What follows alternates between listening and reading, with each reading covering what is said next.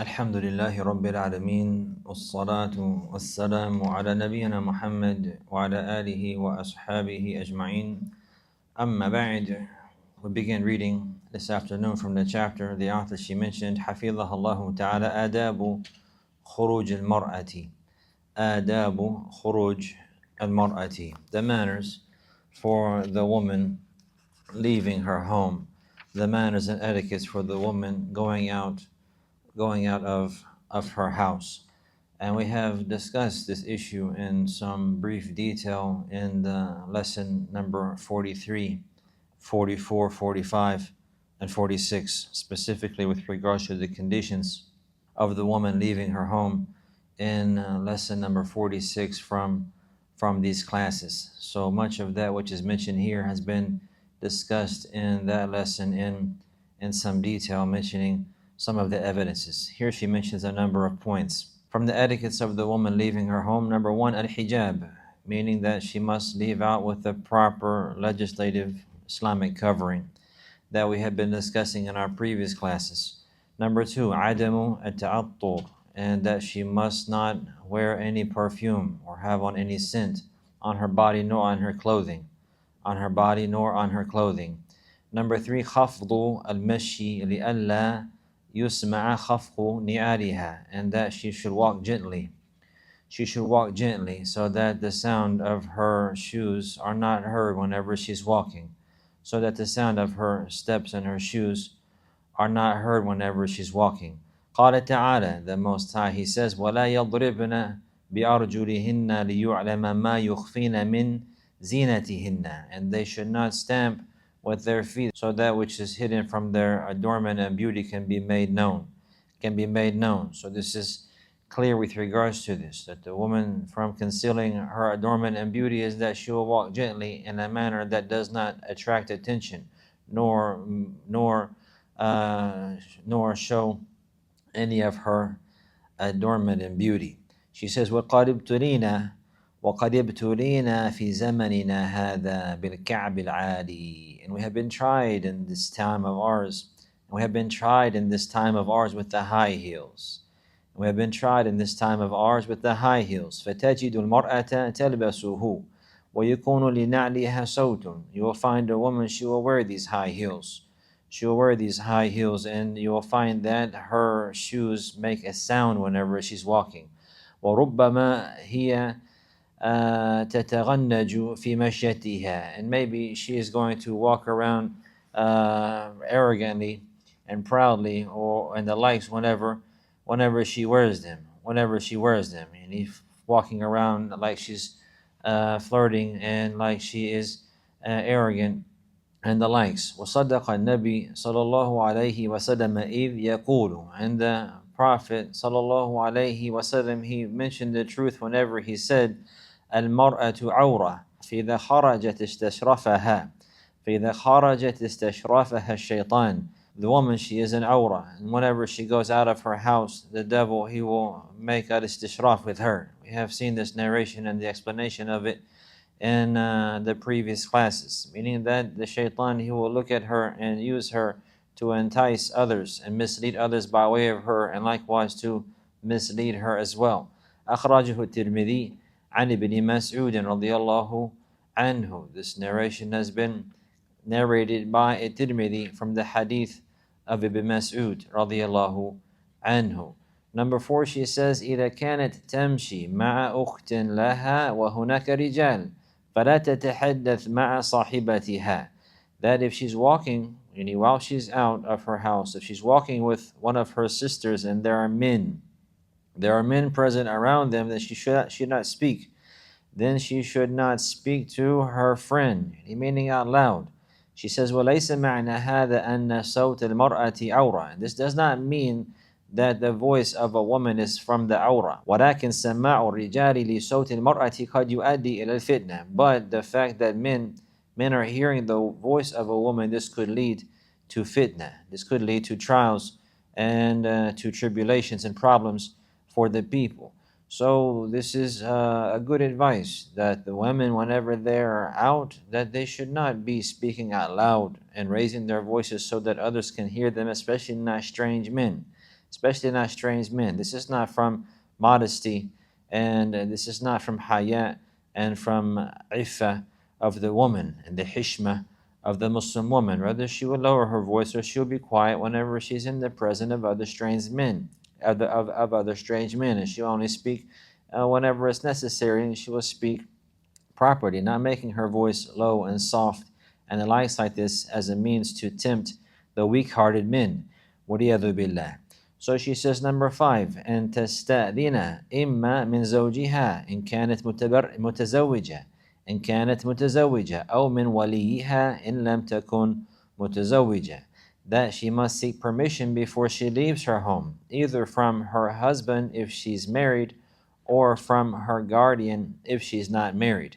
So it's not allowed for her to just leave whenever she likes. Rather, she must have the permission of her husband first and foremost. And if not married, then she must have the permission of her guardian, the one who she is under his care, like her father, for example. And she says, number 6, إذا كانت المسافة مسافة سفر فلا تخرج إلا مع ذي محرم. And if the distance that she's leaving is the distance of traveling, then she must not go out except with a mahram. لقوله صلى الله عليه وسلم. And this is based on the statement of the Prophet صلى الله عليه وسلم في الحديث الذي رواه البخاري عن ابن عباس رضي الله عنهما. And the narration which is narrated by Al-Bukhari from the hadith of Ibn Abbas رضي الله عنهما. لا تسافر امرأة إلا مع ذي محرم. That the Prophet sallallahu alaihi wasallam, he said that a woman must not travel except with a mahram. That a woman must not travel except with a mahram. وهذا, she says, وهذا الدليل وما في معناه عامة في السفر في الطائرة وفي غيرها. And this evidence here and that which is similar is general. It's a general prohibition with regards to traveling in an airplane and other than that. With regards to traveling in an airplane and other than that. فَتَنَبَّهِي لِذَلِكَ وَفَّقَكِ اللَّهِ إِن كُنْتِ مُرِيدَةً لِلْحَقِّ. So you must pay attention to this, my sister. May Allah grant you success if you are seeking the truth.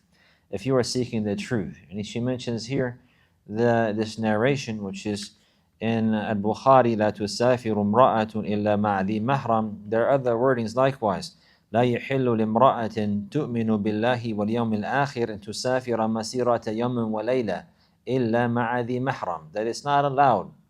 It's not allowed for a woman who believes in Allah in the last day. لا يحل لامرأة تؤمن بالله واليوم الآخر. It's not allowed for a woman who believes in Allah in the last day to travel the distance of a day and a night except with a mahram. And this is not allowed in general, but especially for the woman who believes in Allah in the last day, an indication that whenever the faith is sound in the heart and is deeply rooted, then it will prohibit a woman from disobeying her Lord and violating the rights of her religion, and it will prohibit her from traveling because this is not allowed. لا يحل لامرأة تؤمن بالله واليوم الآخر أن تسافر مسيرة يوم وليلة إلا مع ذي محرم, except that she has along with her a mahram. Number 7, she says ألا تزاحم الرجال حتى في الطواف والسعي إذ استطاعت أن تمشي بدون مزاحمة فلتفعل. That she shouldn't crowd the men whenever she's walking, even whenever she's making tawaf or the sa'i, for example, and even in al-Masjid al-Haram, performing these great sacred rites from the manasik of al-Hajj and al-Umrah, like the tawaf around the Kaaba or the sa'i between al-Safa wal Marwa. She should not crowd around the men in doing that. If she's able to avoid that, then she must do that. If she's able to avoid that, then she must do that. And if she's able to back up away from the people without crowding around the men, then this is better for her. This is something that she should do. And number 8, أن تتحلى بالحياء. And the 8th point mentioned from the manners and etiquettes of the woman whenever she leaves her home is that she would adorn herself with al-haya. Yani with modesty. with modesty. She'll be modest whenever she leaves. In her dress, no doubt, the Islamic hijab that is proper and legislated and pleasing to Allah is modest. And likewise in her speech, she will be modest. And also in her walk, in the manner that she carries herself, she must move in a manner of modesty and a manner of dignity, and the manner of a Muslimah, a follower of Prophet Muhammad sallallahu alaihi wasallam. Number 9, she says, أن تغض بصرها, أن تغض بصرها, that she must lower her gaze, likewise from that which is impermissible and haram. So from the manners and etiquettes as well, for the woman whenever she leaves her home, is that she must lower her gaze. And this is what the previous chapter was about the hijab and the obligation of lowering the gaze. And the hijab is specific to the women. Lowering the gaze is general for the men and for the women. She says, number 10, ألا تخلع ثيابها في غير بيتها إذا قصدت التبرج بذلك, that she should not take off her garments, meaning her abaya, meaning her khimar, meaning the outer garment that she put on to cover her inner garments whenever she's leaving her home. She should not take that off whenever she's outside of her home if she's intending to show off and to show her beauty and adornment by doing that. فقد جاء عن النبي صلى الله عليه وسلم أنه قال, because it has come from the Prophet صلى الله عليه وسلم that he said, أيما امرأة وضعت ثيابها في غير بيت زوجها هتكت ما بينها وبين الله.